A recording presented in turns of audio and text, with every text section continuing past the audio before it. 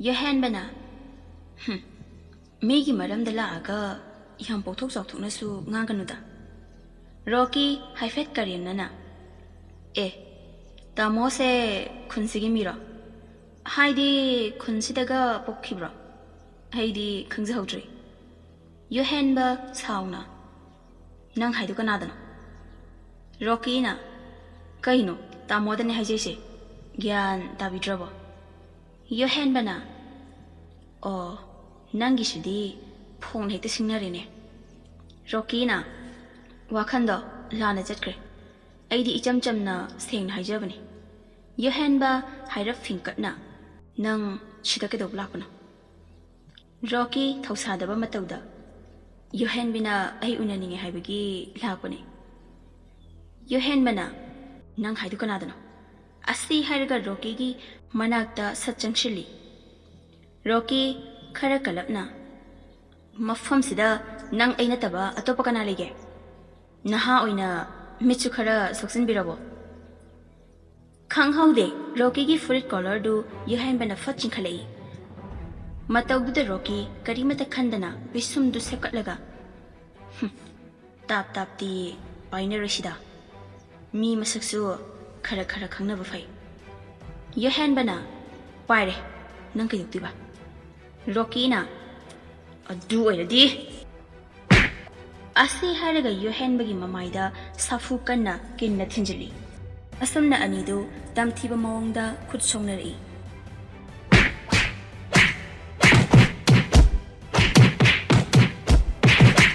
Malem, Hoishu, Lambi de la Pampa Janana, Anidugi Mataudu, Lamna Uri. Premna, Bhai, Mikanarene. Parina. Kanakana no shibo. Malemna Kamslau, Shinadari. Premna, Maduyade.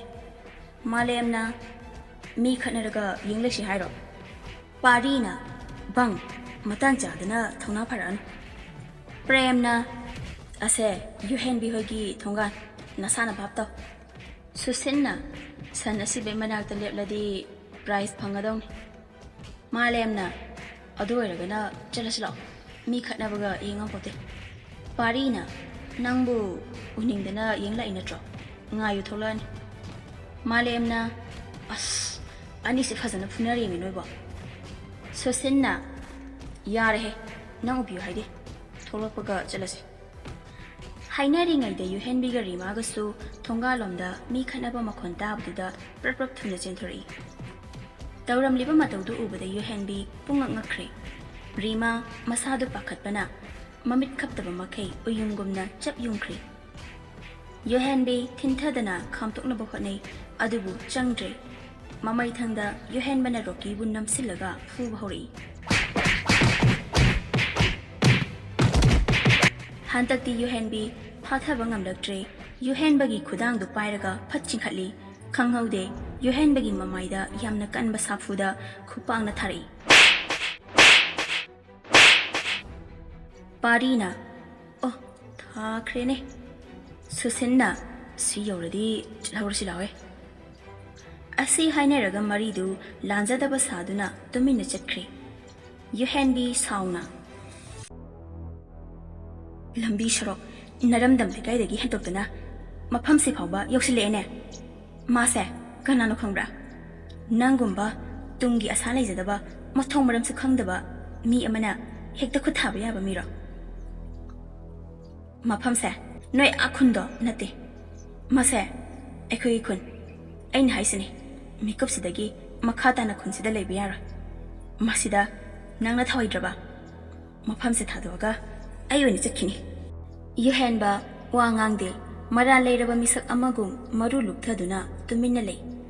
Soklaba Mamaidusu, E Marik Marik Daba Hori. Yohanbi, Rocky Manakta Amuk Jangshili, Rocky Butat Nahugat Piraga. Asok Pamamaidu Ubada, Nungaidan Hari. Sidi, Lehubale. E Tolojangada, Hida Pose. Inausasu, Yohanba Ubada, Tan Janana Amuk Jangshili. Yohanbagi Oilam Liba Pibam do the Inauja, Ibaba Katna. Yohanba, Gaido Ribaside.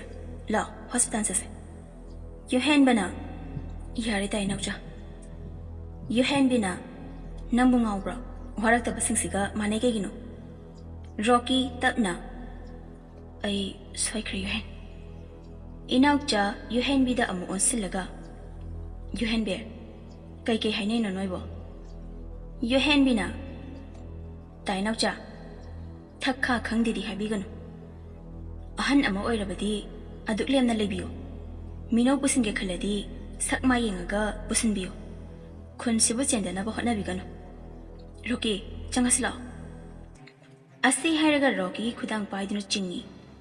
Rocky kariem naba mikyenga loinana Yuhenbada haipet nokshili. Yuhenba karimata tawba ngamda makhutu tasillaga khangi.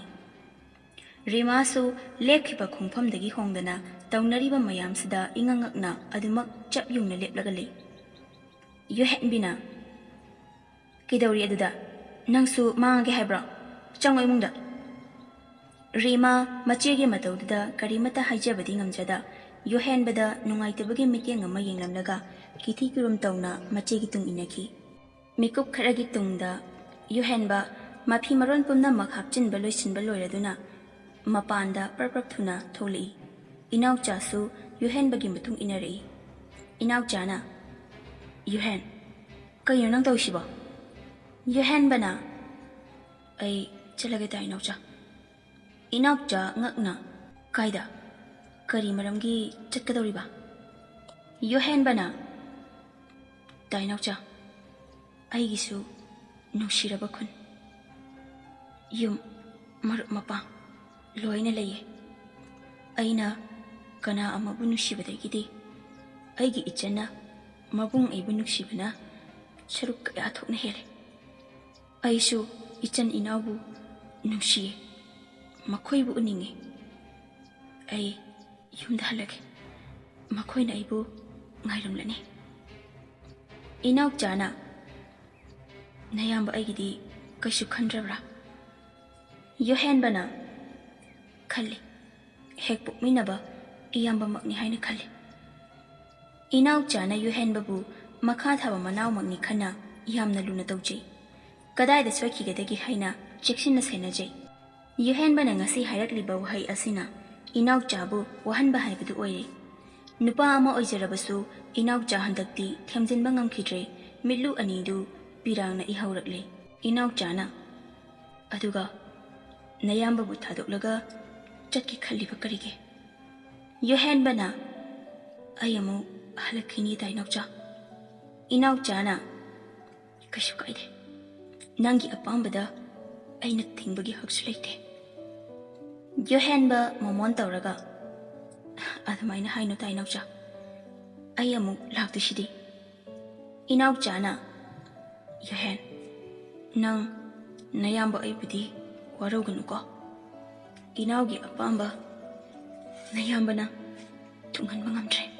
Yuhenbana ta Inaucha adumai tawnaba aina kaidawbagi waraudoino. Noina aibu asuk yamna nungaina thambirisidi.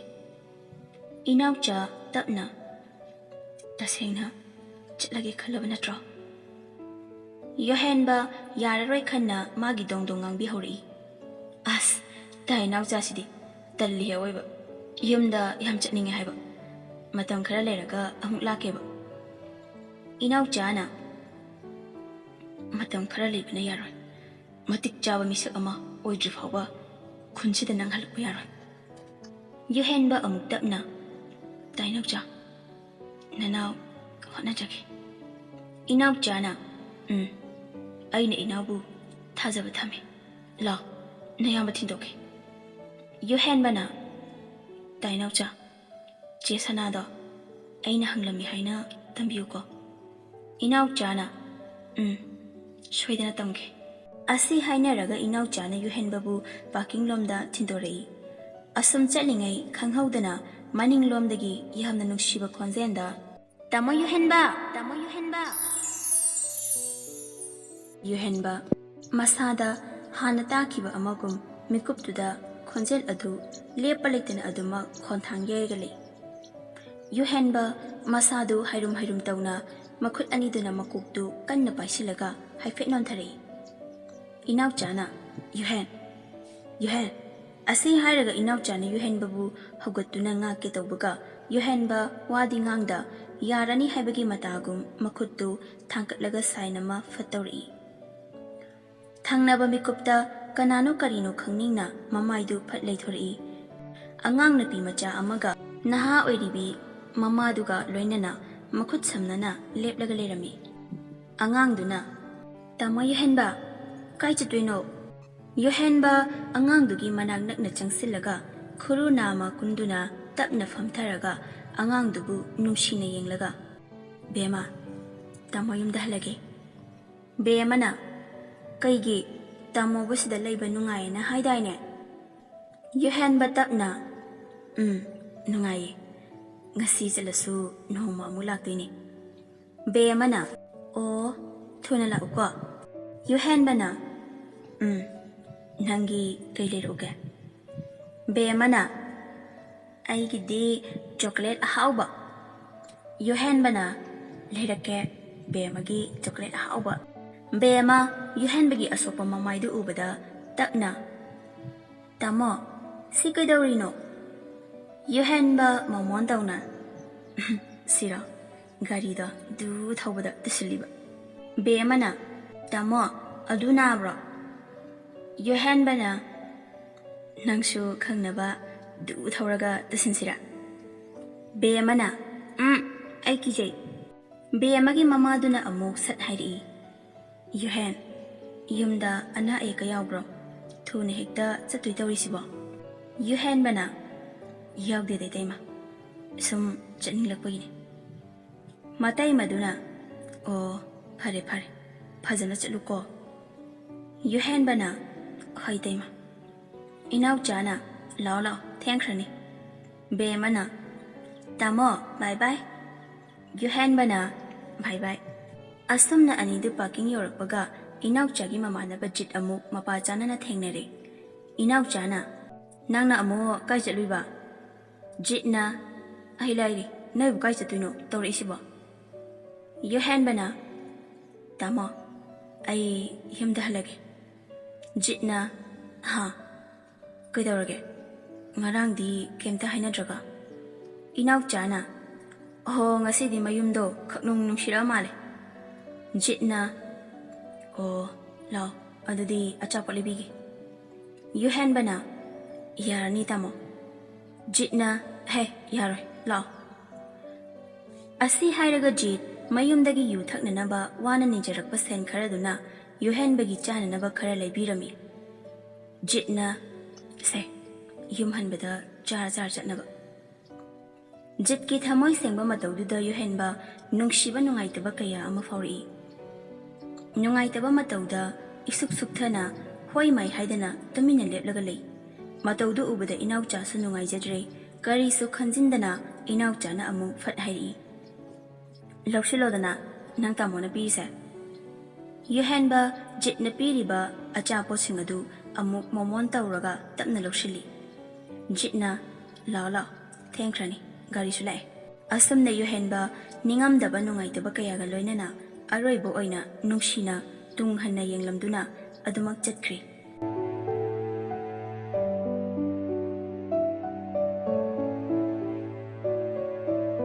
khungi haraubasu mapung mari fana phajana loisinkhri silki su holiday matam loiraduna aroiba training gidamak manipur thadokre yuhenbiga roki gasu nongmagi close oiba hengkalaktuna tatnaba yadraba relation ama oiri matamgi matung ina leigi ukhidrabanina khunsida yuhenba leirami haibasi phau khazik adumak kaunakri yuhenbisu uchinachin graduation faudi loisinjare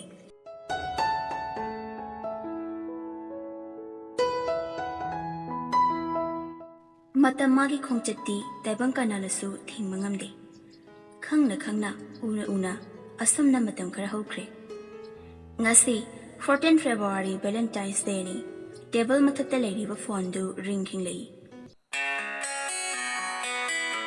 yuhenbi phone du sat pai khali kai leirage Rocky na Valentine le se karba yuhenbi na adu kedok se haino Rocky na aikhoi ningarang kai haina kige nangna asu yamna thausadrisi kaigino. Yuhenbina somda thapakna yada tawrine. Aisu loibaga tawrakena khalamine. Rockina haibu hairadi adu ngaktani nangidi. Yuhenbina hoi parese. Kaida se haino. Rockina khangde aina chatningba puningba mafamda. Yuhenbina yam lapnadi chatkumsiko. Nahantasu thingnakibada sungairi. Rockina Nambu graduation loiradi aina haiba khudingmak loini yani hakidaine. Haujikna kaidoraba. Yuhenbina yari bungo hek hairadi adu ngaktani nangishu. Rockina nangna hakibado haibe wane. Yuhenbina ada horen chatlamdaido oina tawrage ko. Rockina kaino haujik noiramda laabani. Parpak thuna lushilo. Yuhenbina asik amngana kaidogdiba. Rockina koi chatuiba. Yuhenbina as nangsidi talli hewaiba. Rockina yare wakoi shulerano. Ay yorok torabani. Nang loishinbada pung kayano changdushe. Adu khangna sasat loishilo. Yuhenbina is nangwandaidi ayni hena thurakani bungo. Thamme.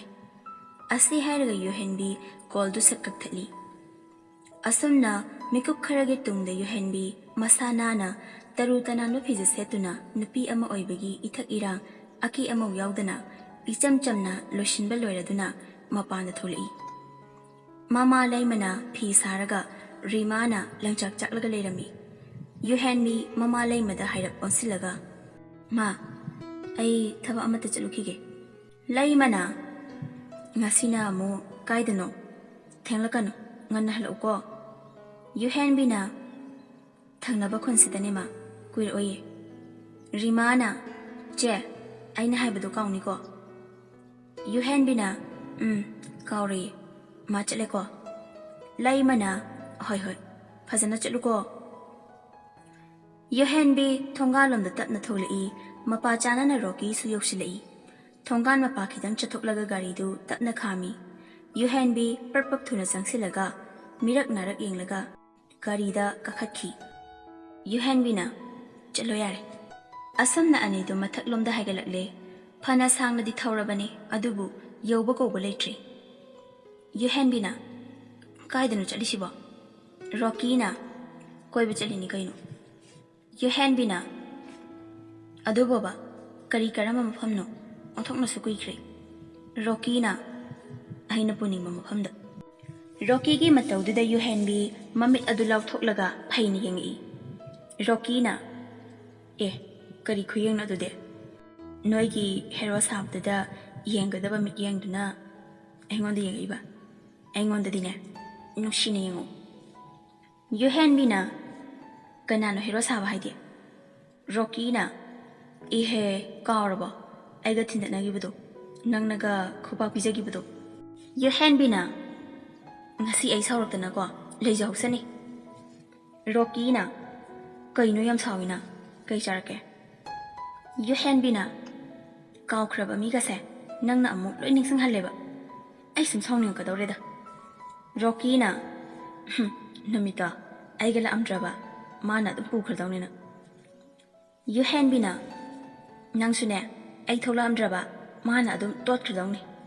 Rockina chalo he aina furingai dadi tholakti mina totpa haurakanda mapa chanana thokcharaga. Yuhenbina hoi yare khangjare. Rockina managa pukhradi aidi mangjaramnida nangsu adum nasani yana chakhidoineba. Yuhenbina ibungo wakhan phaba moi mayumda leidok sarukne lambi sorokta anga okhoi sadanane adum lejakrage. Asi hairakpaduda tharamba garidu khangkham khami. Yuhenbina haima hengchabo kari kari khukhamno. Rockina yauri kumase. Yuhenbina kaino sidi yum natra sidadi kadaudiba. Rockina changaslo. Yuhenbina ngamoy kanayum na sukhangdana. Rockina as Rohit hoigi mayum ni kadorage. Yuhenbina ha Rohit hoigi Nang changuro. Ay sida lehorage. Rocky na. Haima. Koi no masinu pisibo. La omi. Yuhen bina. Pibam siga. Aibu mi mamang di yun bigi hairo. Rocky na. Ho nangon de hena phazabane amate yoramoy. Ay khangiba. Yuhen bina. Kana no. Una dushiba. Rocky na. As. Mi lo shuri. Ibani khaktanati. La odi koklo. Asi hairaga Rocky na Yuhen bibu namduna pushilai. Lairam liba mayamdu ubada Yuhen bidi pungangakre. Manung da lairiba nupi singdu Yuhen bigi pibamduda munna yengnaraga amaga tumina chiron taune. Yuhen bisu khangdaba nate adubu kaisa thausade. Rocky gi mamanaba ama ani natana Yuhen bigi khangna chanaba amate yawramde. Masadu ikoi boy kai boy ihei hinatre. Lairam liba nupa singdudi Yuhen bigi icham chamjaba mataududa khuding makpu pukning jingsilami. Asum changlakpada jinasu mayam maraktuda yauraga lairami. Yuhen bi funkatlamba sordu chaning tahana hontoklaga maithongda momon nukchari. Jinasu Yuhen bi changlakpa ubududa harauna. Yuhen bi yam thengina nangde. Akhoi dawna khebusu nate.